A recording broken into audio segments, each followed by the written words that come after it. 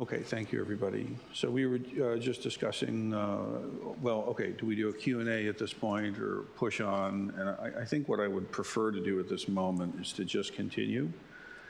But I would encourage everybody, if as questions or thought bubbles arise, capture them, write them down, and if it doesn't get answered in the course of the discourse, then let's have our conversation about it, maybe after lunch.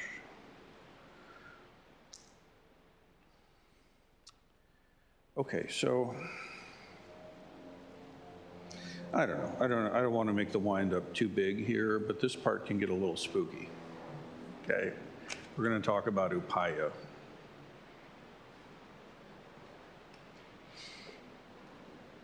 Skillful means.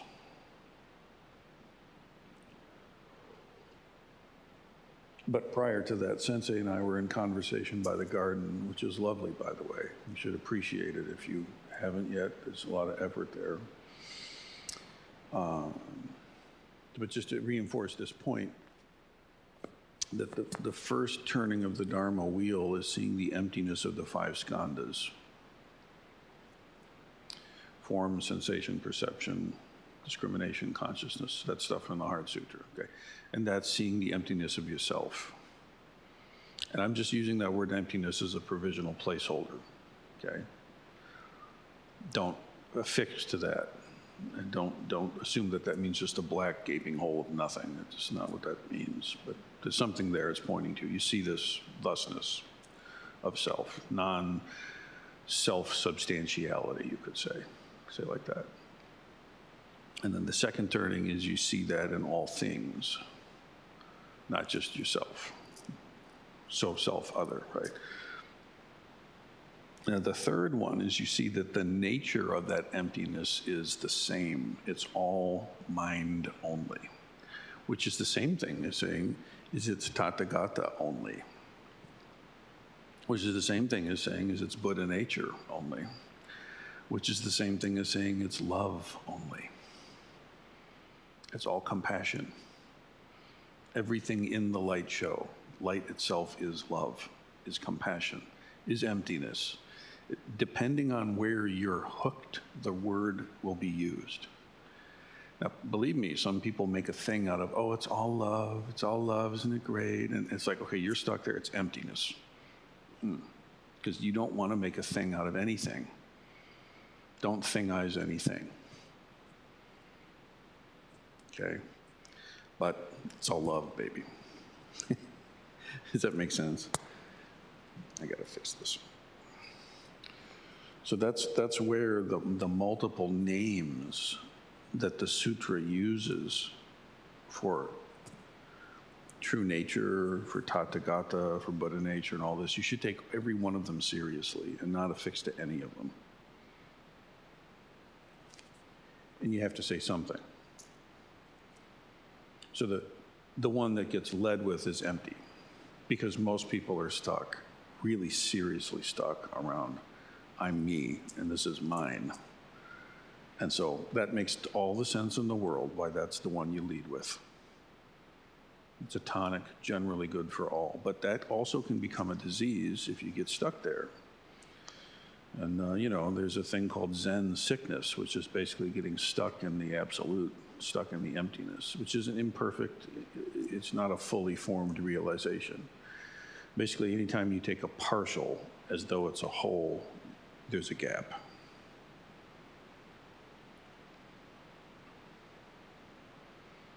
Okay, so skillful means, so buckle in a little bit, okay? If you think about upaya,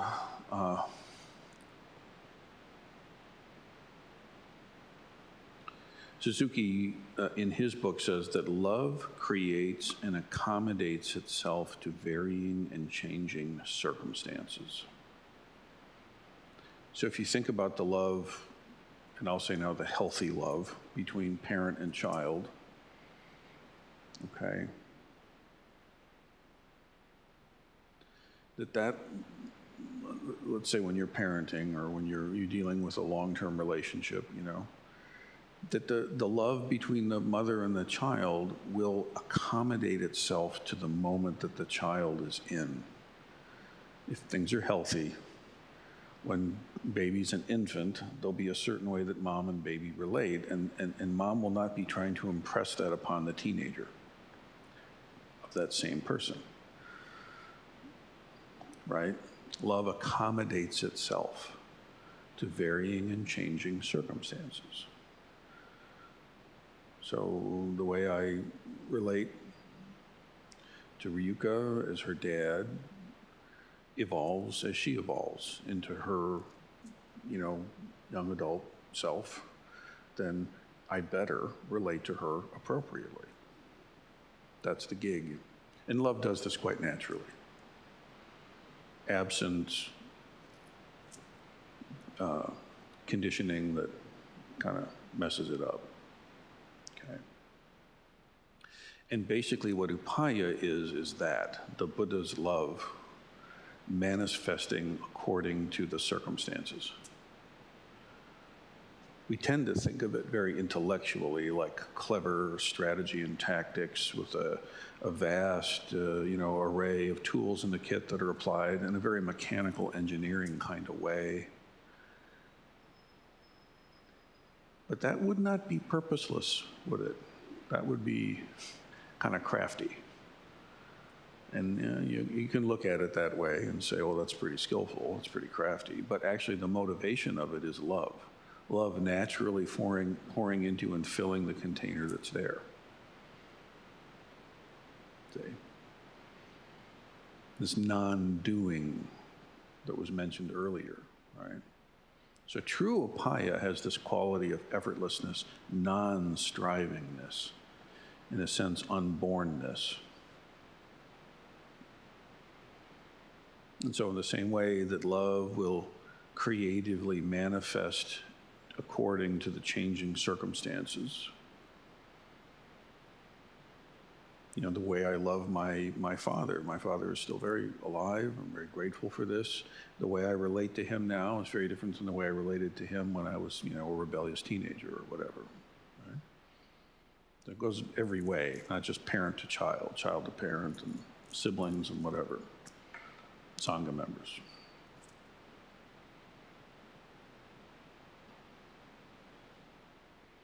And the intention that the Buddha has for the alleviation of suffering for all beings is sort of like the motive power that makes the Dharma wheels move, that makes the Dharma wind circulate.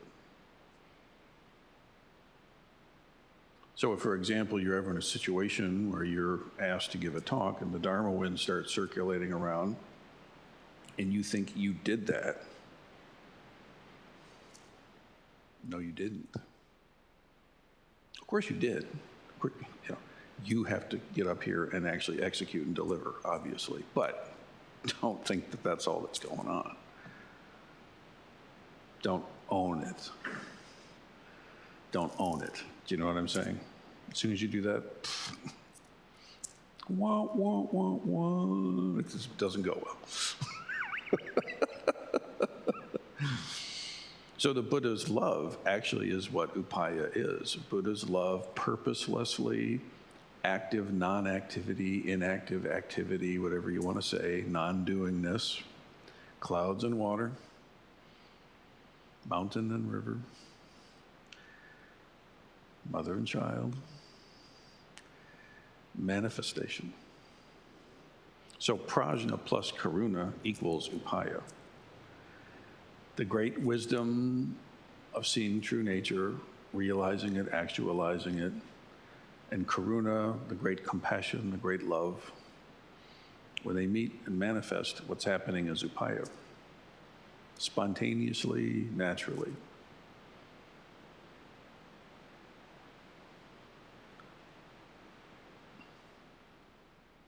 And so the Buddha's mind manifests in very particular ways. And this is the part where it maybe turns a little bit.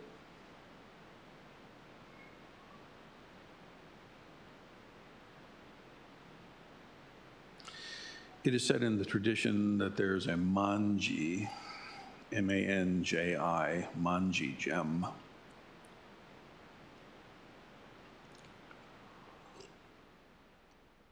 And this particular gem is said to be brilliantly colorless. And yet, it reflects every color impeccably, but in and itself has none.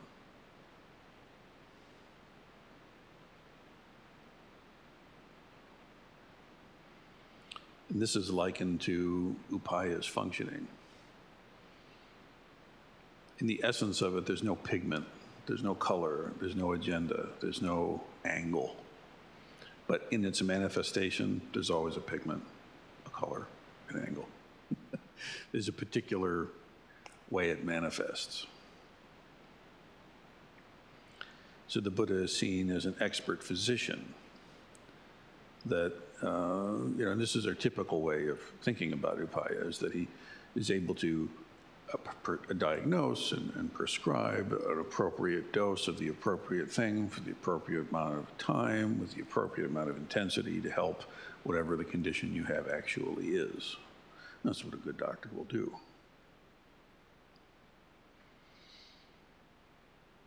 But instead of the medicine and the doctor, it's the teachings and the Buddha. And that's the way we typically think of upaya. It's kind of coming from, the teacher down or the Buddha to us. But here's the spooky part.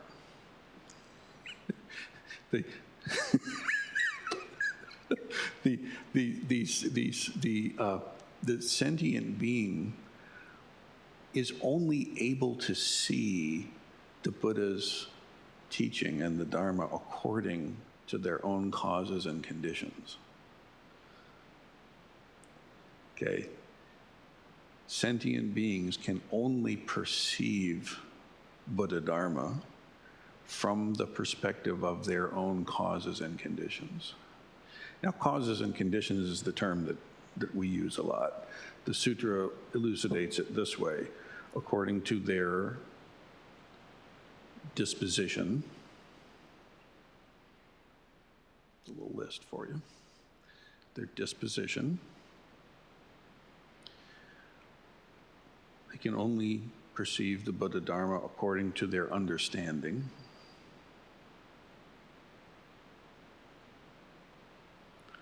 They can only perceive the Buddha Dharmas according to their prejudices.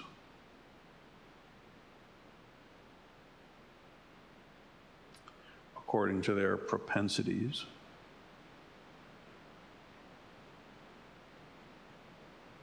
And according to their circumstances.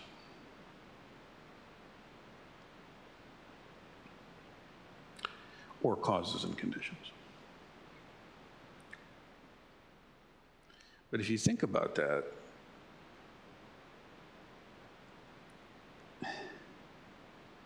it's kind of intense, because that means that actually your ability to perceive what you perceive the Buddha Dharma to be, let us say, you have to own the fact that is colored by your causes and conditions up to this moment. So in a sense, the Buddha really cannot come down and like whack you with awakening lightning bolts. It doesn't happen like that. Even if the Buddha did, depending on your circumstance, you might perceive that as like a horrific invasion of your autonomy or something and be offended. You might be right. So this is kind of like the both waysness of it. And the way it's expressed here is that the Buddha only speaks the language of awakening, purely, clearly, directly. Like that pure gem. But the reverberations of it are all possible sounds. Everything is an expression of that teaching. So, according to your own causes and conditions, when you look around, what do you see? What the sutra says is what's there is love. What's there is Buddha nature. What's there is this intention of the Buddha, all Buddhas throughout space and time, to alleviate suffering for all beings, and literally everything is a manifestation of that intention. Literally. From this perspective, Master Dogen writes that the sounds of the mountains and rivers are the sound of the Buddha's voice. He got it. Right on. That cloud itself is an expression of Buddha's love. The love of the cosmos, if you like.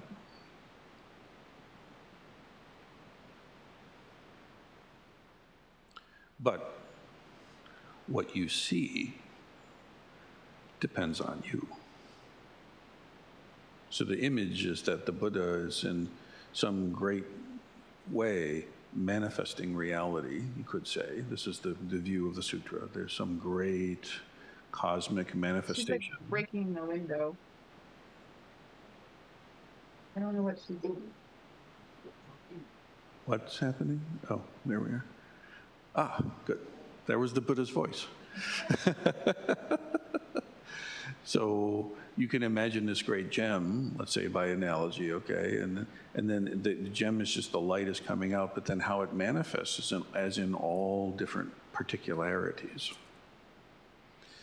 And so if you call to mind the teaching of like the 6 realms, the hell realms, the hungry ghost realm, the animal realm, the human realm, the asuras, and the heaven realms, right?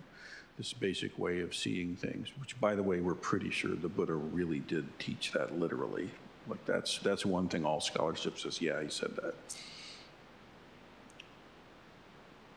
The way that the Buddha's compassion manifests in each of those realms is colored by the perceptions of the beings that are there.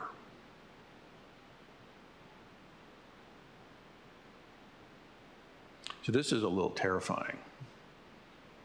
Or if you're tuning into it correctly, there should be a little sliver of that, because that means you can create your own hell.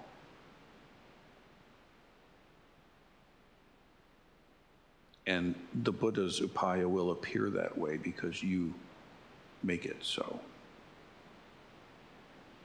Which is really crazy, because you and the Buddha are of the same nature. Everything is expressing the one same thing, and yet how you perceive it, this is where we end up getting stuck. Do you see it? So I mean, people will come in, to make a very coarse example, someone comes in here, let's say, and they're from a university that's making them do this, and they're a devout fundamentalist of some tradition or the next, and they come in here because they have to. And they are sure that this is pure Satan worship, and this is evil, and this is horrendous, and this is, everyone here is damned, and they know better, and all this. Why did they think that? This view is not embedded in the laws of physics or anything. It's something that their causes and conditions of their life up to this moment have been surrounded by this way of thinking. So that's what's in their storehouse consciousness, that's what's in their memory, that's what's in their discriminations. And so when they encounter the form of this golden idol, the mind system goes references, oh shit, oh my God, oh no, they're doomed, and what else would happen? Of course that's what's gonna come up, idol worship or whatever they think. Is it true? That's their perception. For that person sitting in there with their arms crossed like this, it's true. It's as true as anything can be for that person in that moment at that time, in their mind.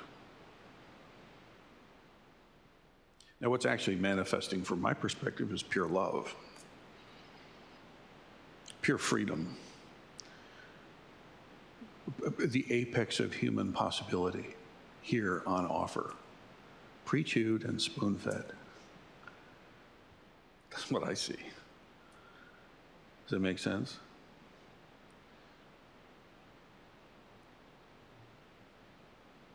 So the upaya, you could say from the Buddha down, is appearing in varied circumstances. Different bodhisattvas arise in different realms according to those conditions, specifically because they can be seen in that register.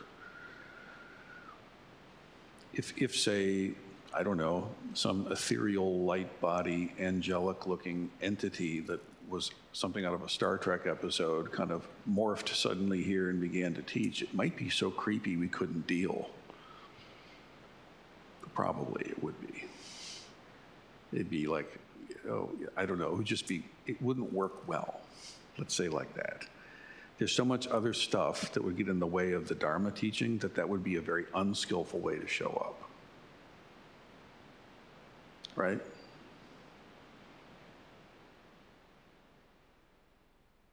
So, in this realm, a living Buddha has to show up in a way that can be seen, and that's true in every realm as well. And that's what's happening.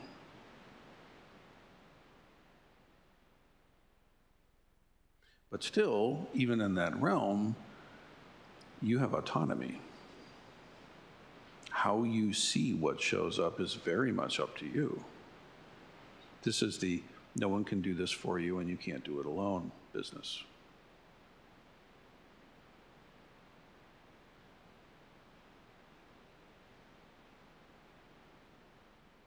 So this gets down to the business of purifying your mind stream. This gets down to the business of setting intentions. Why do we set intentions like at every turn? It's radically important that you're continuously sort of saturating is the word, saturating that mind stream in good, solid Dharma. This is essential. If you cling to it, that's a problem, but if you're oblivious to it, this is a problem, right? So we set intentions as our practice. We recite the sutra, we affirm our vows, we do all the things that we do, right? I've spoken at length about the fact that we have ritual ways of enacting ceremony together in liturgy because it gets the body involved. It's not just your mind, it's your body. It's your feelings, it's your heart, it's the whole thing. And so what we want to do is we want to make ourselves conform more and more to the mind of reality so that we can actually perceive the Buddha Dharma clearly, directly. Because at that moment, then we can also become a conduit. We can become a way of manifesting Dharma for the sake of others in a very different way than if we're stuck only in our one frequency, let's say.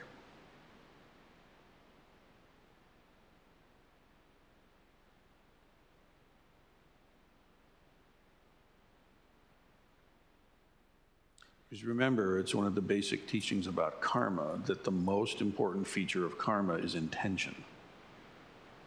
According to the suttas, and this is true in the early Buddhists all the way through, the intent and the intention with which you do a thing is not the only factor, but karmically speaking, it's the main factor in terms of how it affects your causes and conditions of perceiving and receiving the Dharma. So, if I were to move unskillfully and bonk this coffee cup and it fell and smashed, there's a smashed coffee cup on the floor that needs to be cleaned up. But my intent, I had no idea that was happening. I'm looking over here and this thing bonked. So there's karma effect, but my intent was kind of just, maybe the karma there is I'm just not being, aware. Something like that. Now, if I say, God damn it, and I grab this thing and I smash it and I take this thing off and I storm out the door, well, there's a coffee cup on the floor and it needs to be handled. But the intent behind it, this is a completely different karmic reality that I now live in. Maybe you too. And that karma is as intense as it is because that changes my ability to perceive the Buddha Dharma on its own terms. Now I have this color, I have this stain, I have this issue now. Does that make sense? And that becomes a seed that goes into the storehouse. And that particular, like, anger seed is going to generate more stuff. So this is why when we're talking about the mind system, you want it to be positive and wholesome, virtuous, wholesome, upright. These are not bad words. These are important words. They point to something very important. You must have wholesome intention. You can be a complete hot mess and like mess things up left, right, and center, and that's fine. But have good intention. Have pure intention. Dharmically speaking, this is the most important point. Conversely, you could be someone who outwardly seems like you do everything right. You conform to all expectations, and you're brisk, businesslike, and pleasant. You wear, agreeable gray at all times. But your heart is just pissed off and angry and just...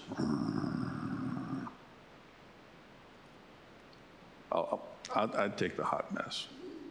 I'll take the mistakes with the pure intent. And the good news is you can train your intent. You can actually train yourself to have right intention. And so we do.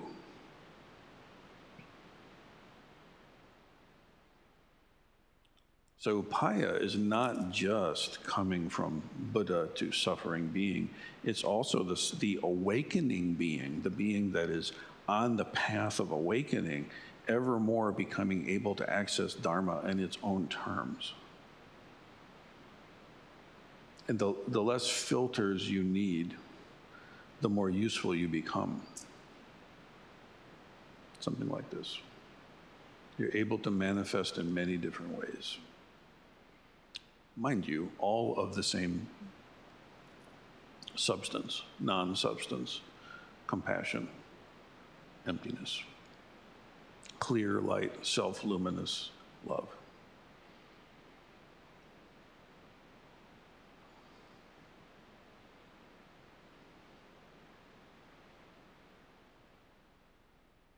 So there are many different names for that. And I've gone on at length about that elsewhere, and even today. So just watch your mind. If your mind sticks at love and recoils at emptiness, or sticks at emptiness and recoils at love, or whatever, just notice that. That is just conditioning, manifesting, just like our friend who suffered the religious abuse of a fundamentalist upbringing and is now imprisoned in this way of seeing the world, I would say. It's not their fault, but you do have to break out of it. You do have to see your way to your own freedom. But you're not alone. The Buddha's compassion, the Buddha's upaya is constantly singing. It's the ground under your feet. It is also your feet. It's the sounds coming to the ear, it's the ear going to the sounds. Yes, even that. Whatever horror you can conjure, even that. So this is why, now this is very distinct in the Mahayana, we have Buddha's power become something very, very important that is experienced differently from earlier traditions. Earlier traditions mostly focused on see emptiness of self, be free of suffering. And then maybe help others see emptiness of themselves so they can be free of suffering too. And I bow to it. But the power of the Buddha, the sutra asserts, not me, I'm not making this up. Again, I'm very closely following Suzuki's, what he thought was important to bring out in his translation of the sutra as the first in English.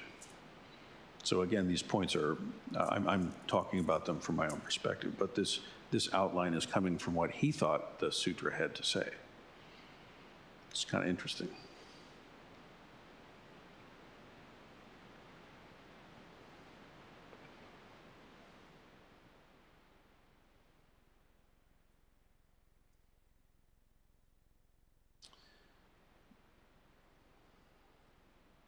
There's a term I'd bring to your attention.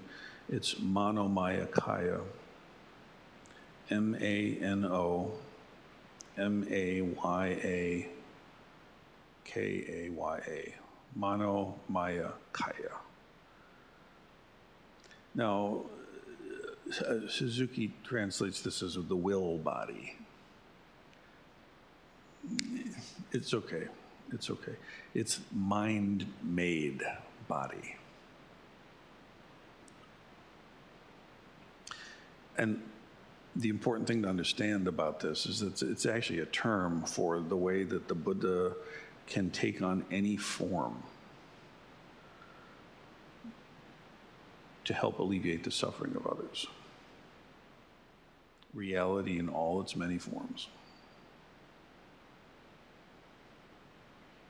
And the substance of that is mind, is emptiness, is love, is, like every time if I say that word, you just have the list. And whichever one appeals to you, cross that off. Whichever one you hate, turn the volume up on that one, and then that'll change on you, and then switch accordingly, okay?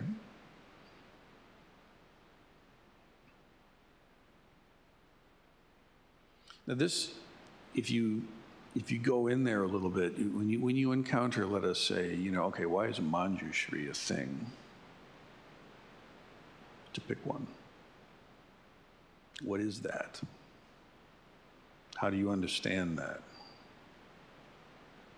Well, it's a statue of the person with a sword, yeah, but what is it? Well, it's an archetype, it's an aspect of the mind. Okay, what is it? If you keep pushing a little bit past the quick responses, well, it expresses, it's an archetype of wisdom. Yeah, what is it? The sutra gives you a very different answer. It's a particularized aspect of the universal mind. And it's showing up as a particular bandwidth. It's one of the colors from this pure gem. And it's showing up in a very particular way because that's what's needed. And it's real. It's not just a story. It says the sutra. Do with it what you like. But for me, I take the sutra pretty seriously. That Manjushri thing is one of the Manomayakaya of reality. Okay? It's one of the mind bodies of Buddha, of reality. Its substance is love. Its expression is particular. What is Kuan Yin? What is Tara? What is Buddha? What is Vajrapani?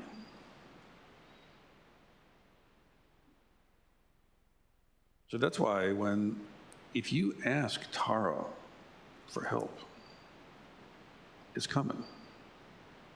It's not a joke. It's not a game.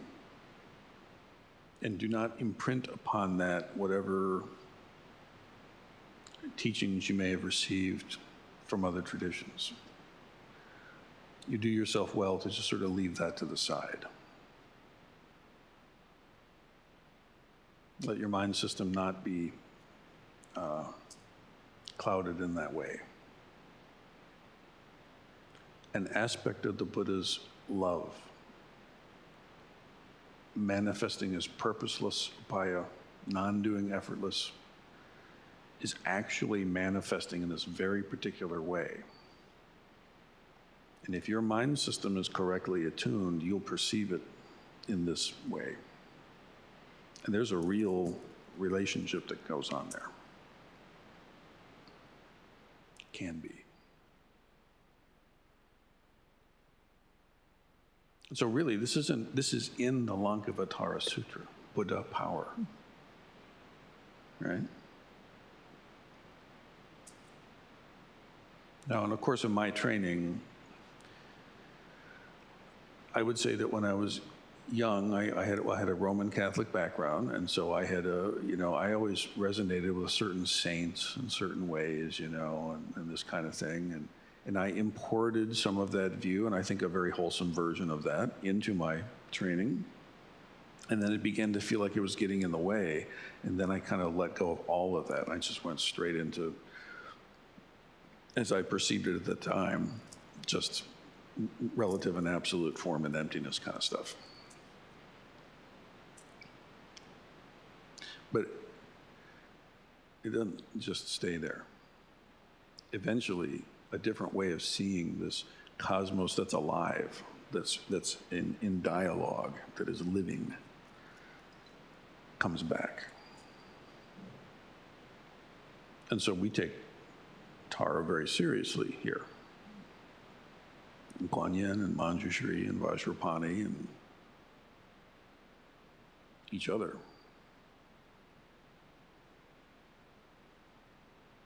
And so wherever you are in your particular kind of, journey with all this, don't worry about it.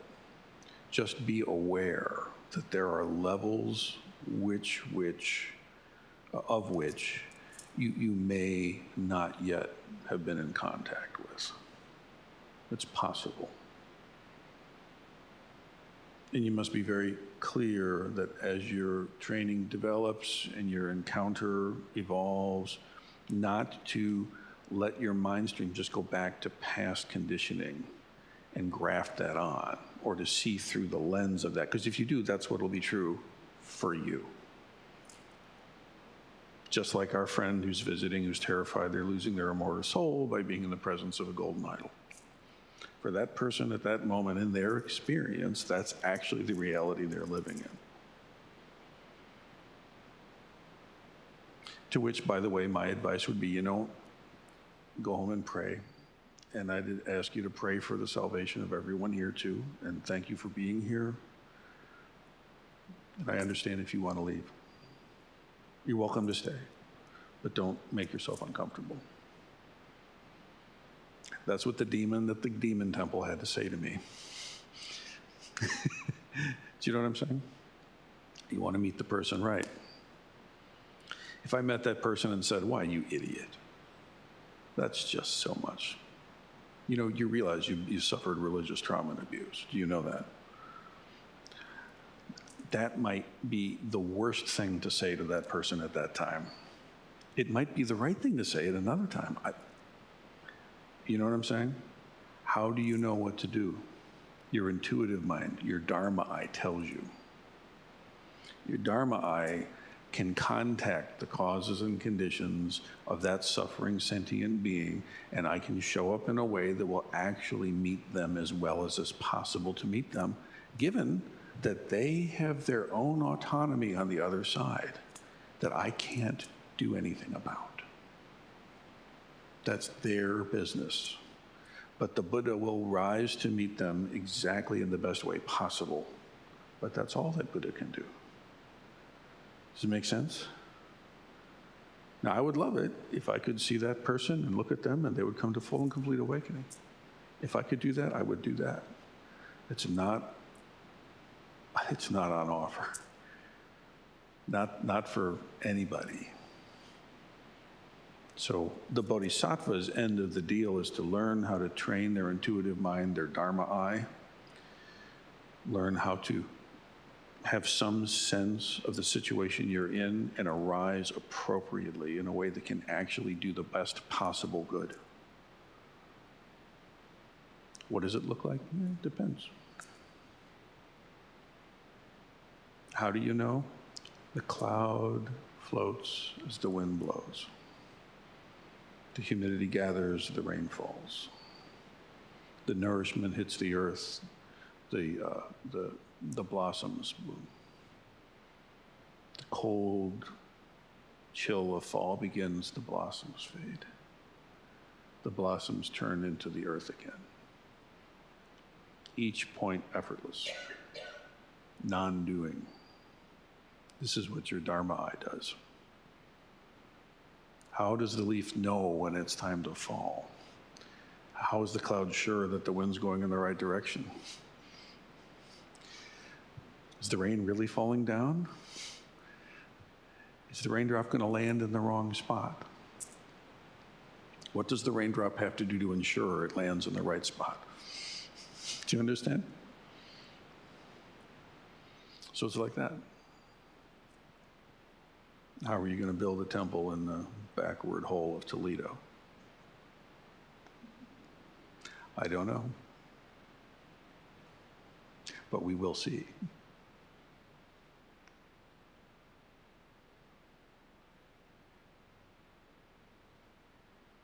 So the Bodhisattva, in the sutra's perspective, shows up much closer to human daily life.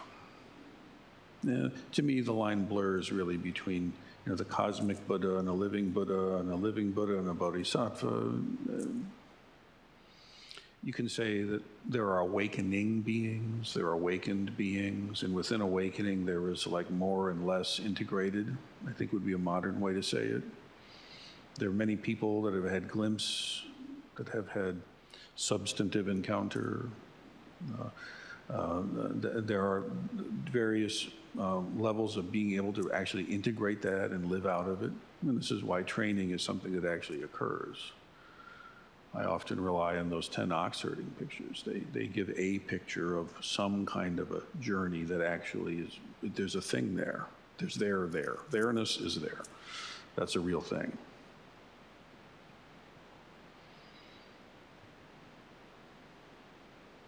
But the sutra goes on to talk about these levels and the capacity and the capability of being of use. It's not like you're more and more like amazing and everyone else should just be like dumbfounded by you, and you're ever more powerful and you can lift. It's not like that at all. It's the whole scale is about your capacity to participate in the one robe and to participate actively, inactively in that upaya. And you might know nothing about it.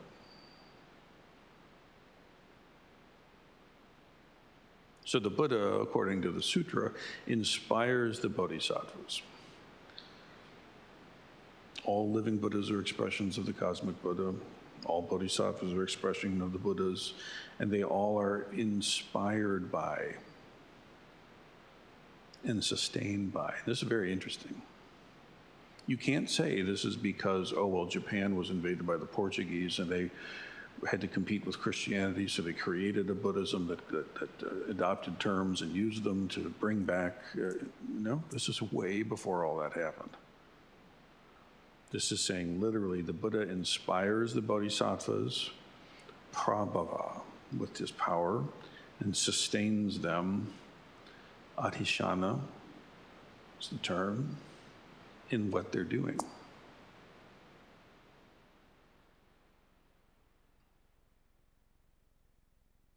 This is initiations. This is blessings, right? Bless me to accomplish this. You've heard this phrase. It's there for a reason. Because if you have your mind stream more and more according with Buddha Dharma, you're more and more able to perceive it on its own terms.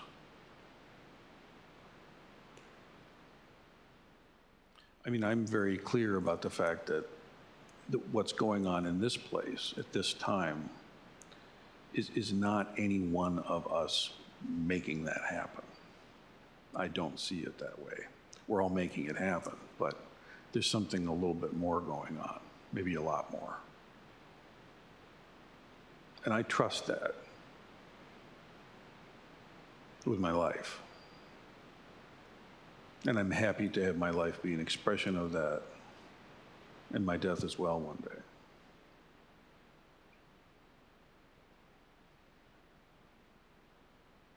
This capacity, this sustainingness, you don't have to do it all. I don't.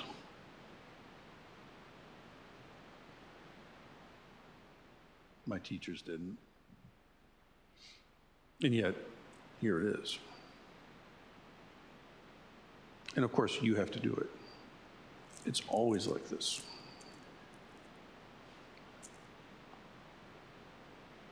But I think this is why the devotional aspect of the tradition is very important. To some people, it's on the sleeve, the tip of the tongue. To others, it's what they're trying to get away from in another tradition, perhaps, some unhealthy version of it. But it's one of the necessary components, because again, if your heart doesn't have the right kind of devotional feeling for you, again, I want to emphasize this, it doesn't have to look any particular way, but if you don't have that, then there's a component of the upaya of Buddha Dharma that you will not ever see. And it's actually the majority part.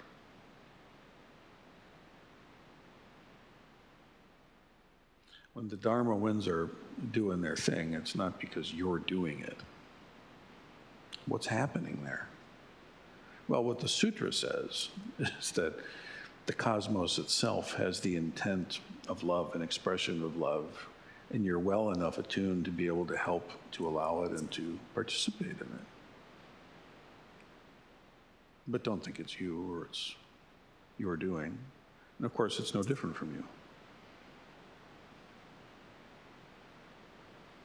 So this is the thing, is that our culture is very acclimated to you have to do it. And you have to prove your worth. You know, every year I have to go and prove my validity to the administration that I'm worthy of the pitiful salary. You know? And I understand. I know. I wish there was a way that people that weren't worth it would be able to be removed, but that aside.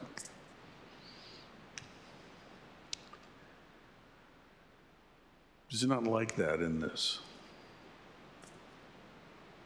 You know, sometimes I see, in fact, I tell you a story. When we first started, when Sensei and I first started doing this, we would have people receive the precepts. In those first couple of classes, it was kind of perilous because there was nothing else.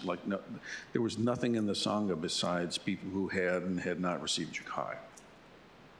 Like if you showed up the first day, we had our first sitting, it was just Sensei and I, then very much students who had received Jukai, very much like most folks here.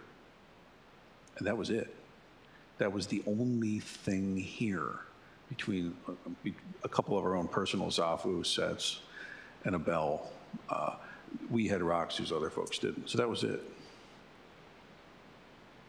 And so then when the first class or two received Jukai, some people kind of burned themselves out thinking they had to be something that just didn't make sense.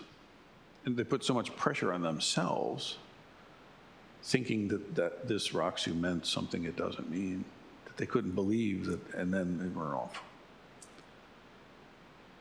You know what I mean? Like today, people come in and obviously this is a full village. There are many shops and interesting taverns and tales to be heard, and there's a castle and there's a moat down there, and you explore all kinds of, you know, so. You know, there's the gray robes and the black robes and the different colored bibs and what, you know, there's lots of stuff.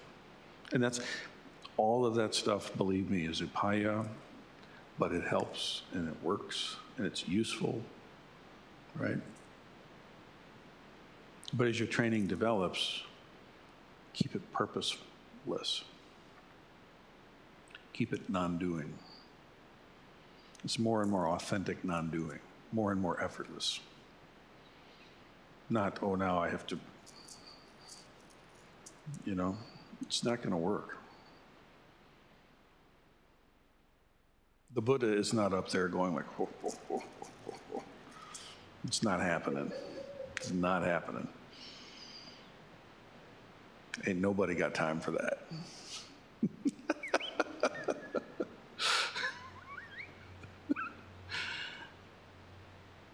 Clouds and water. which interestingly enough is unsweet Tokudo. He's ordained as a priest of clouds and water. Non-doing.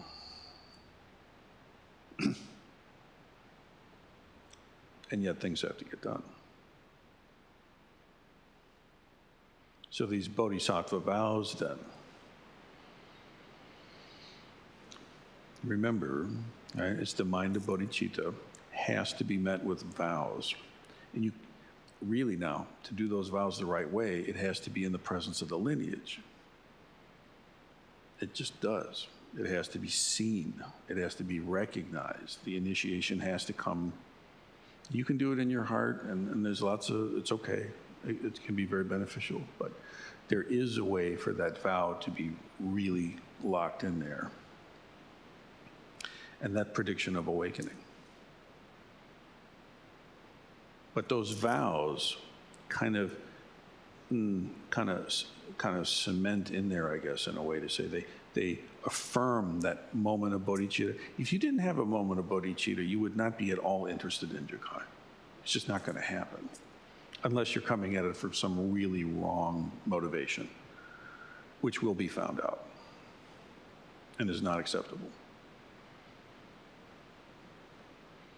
But vast majority come in because that mind of bodhicitta. And by the way, when that happens, it's not like some lightning bolt in your soul that you completely like have this experience with. It's a nanosecond of a nanosecond. It's literally one instance of mind. And more likely than not, rapidly covered over. But still, the fact is, it happened. They become more prevalent, more and more of your living mind stream becomes expression of bodhicitta, more and more and more and more, and it accrues more and more positive, wholesome karma.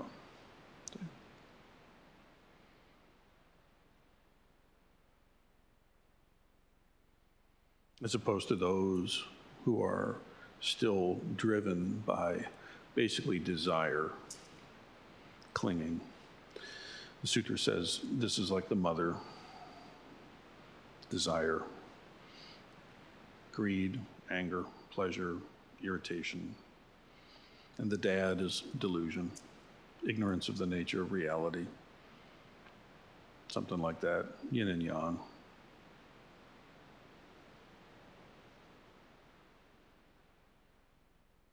So finally, this paravirti, it's called, this turning back, the seeing into, the innermost turning about. Now, this is one of the main themes of the sutra, is that this turning about in the innermost seat of consciousness must occur. It must. This is not optional. It has to be experienced. It's mental, it's physical, psychological, spiritual, all the different aspects.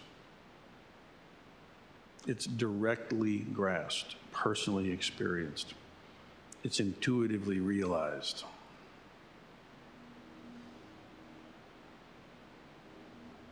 And it's integrated.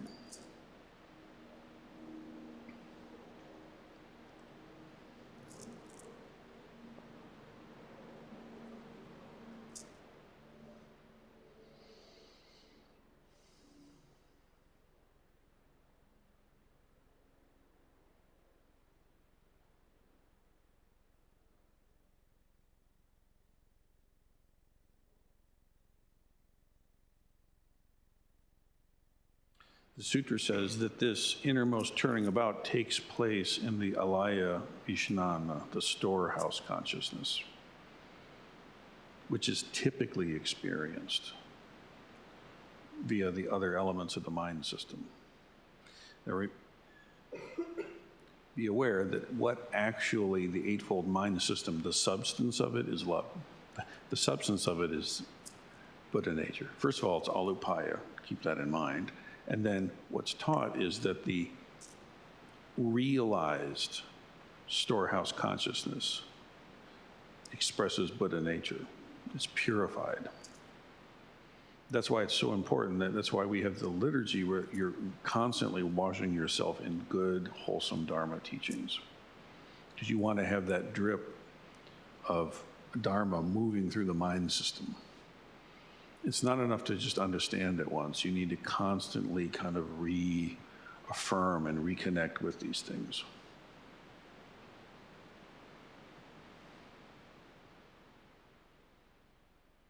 When that is purified, it's taintless, as the sutra says.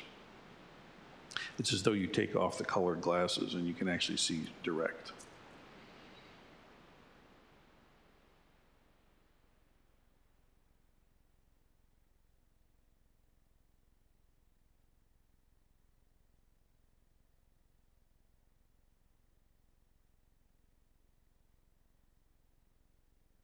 So, to conclude the morning session, this business about self-discipline and the Buddha's power. Okay.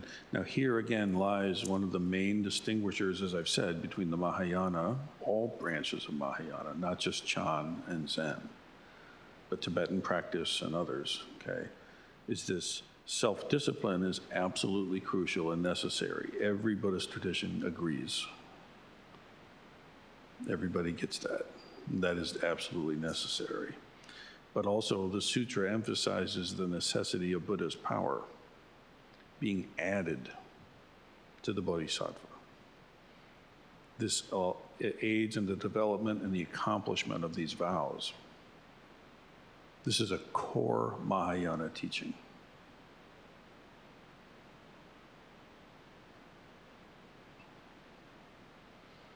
How do you get that? Ask. Ask. Ask. That's how you get it.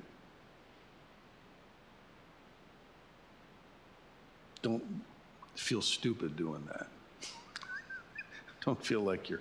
See, the thing is that a lot of traditions, I have to say, humanity has this way of taking a beautiful thing and kind of perverting it.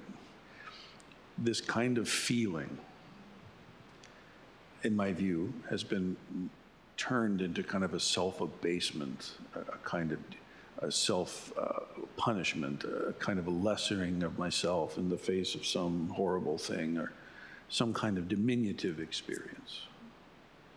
And I really hope for you that you can eschew that and that you don't suffer that mistaken perception, because it is not like this. Rather, when you bow, the universe bows back. It's nobility. It's a dignity. But there is bowing. What is the content of that bow? What is the content of that asking that I'm talking about? You have to find it. But I guarantee you, I tell you, it has nothing to do with you slavefully and fearfully worshiping some entity that may smite you if you don't. That's just not what this is. It's something way different from this. This development and this ability to accomplish the vows. You know the vows are impossible, right? So, good. How to accomplish them? Ask help. There's this constant sustaining.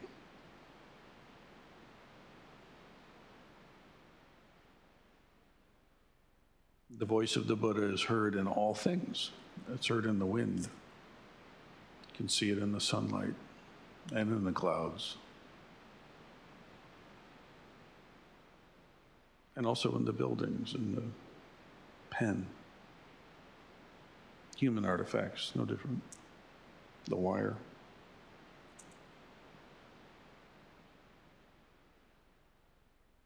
So the bodhisattvas share in the Buddha's awakening. There's only one awakening. There's only one robe. There's only one vow. We participate in it. We express it. We realize it. And that's why the masters say, look, after I'm dead, if you want to meet me, I'll see you in the zazen. You could also say, I'll see you in your vows. I'll sing to you in the wind. Because it's all shared.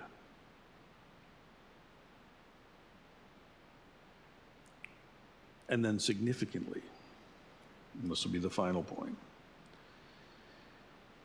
this power that you receive, this aid that you receive, you must take it and dedicate it to others.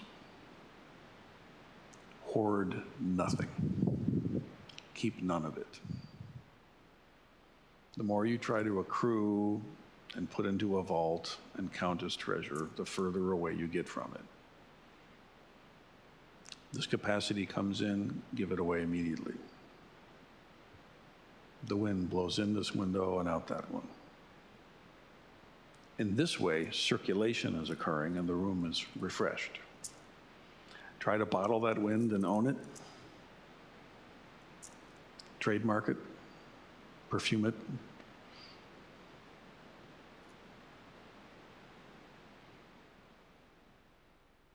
So this is our participation in this Buddha's intent for the alleviation of suffering for all beings. So there's deeply important reasons why we set intentions and why we dedicate merit, why we take vows, and what this inner turning about is really for.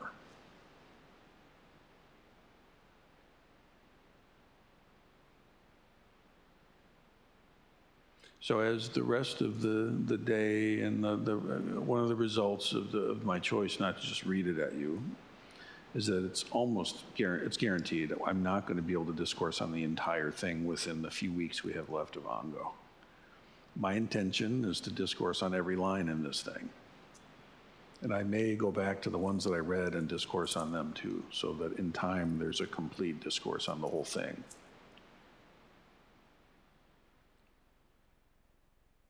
But the fact is, every point in the sutra contains all the other points. So between the kind of cognitive map that happened last time and these general points that are more discourse-oriented, you have the general overview. So then let the particulars of the sutra just wash through your mind stream and engage with them. Have correct view in relationship to the sutra and your way of working with it. Don't make it a project that you have to solve. Just enjoy it. Let the sutra wash through you. For the sake of all beings throughout space and time, may it be so. Let's conclude with the morning session with the Bodhisattva vows.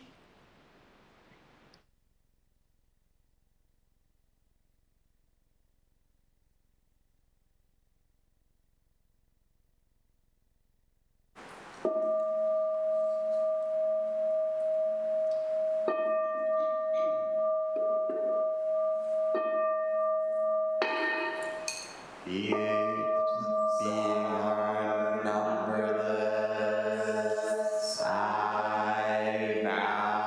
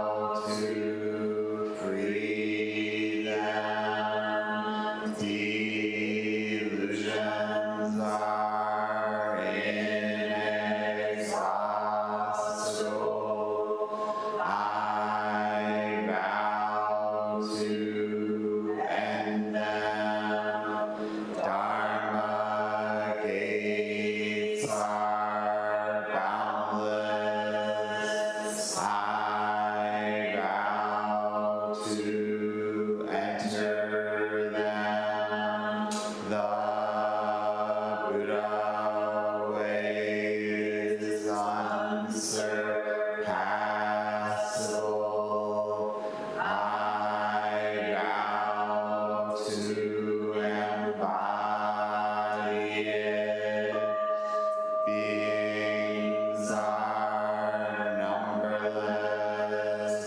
I vow to free them. Delusions are inexhaustible. I vow to end them. Dharma gates are boundless. I vow to enter them. The Buddha way is unsurpassable. I vow to embody it.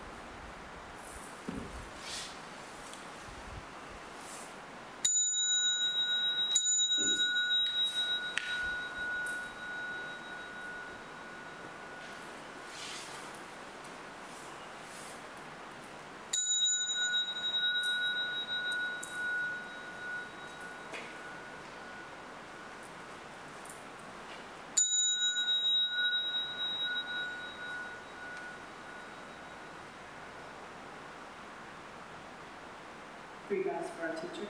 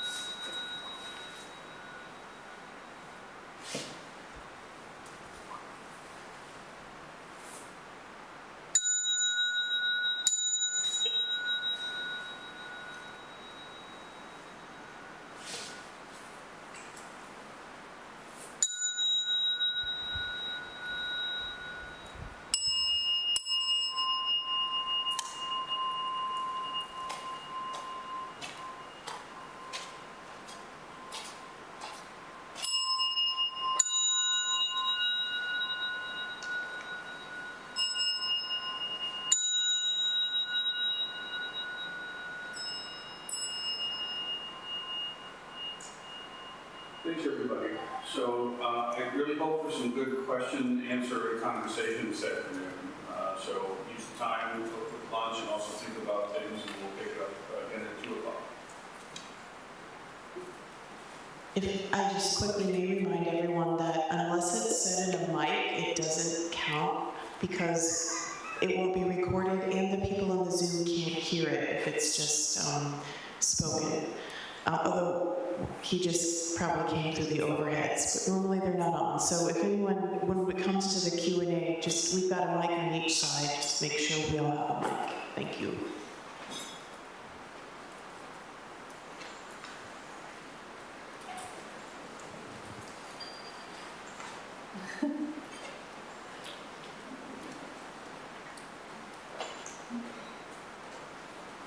Recording stopped.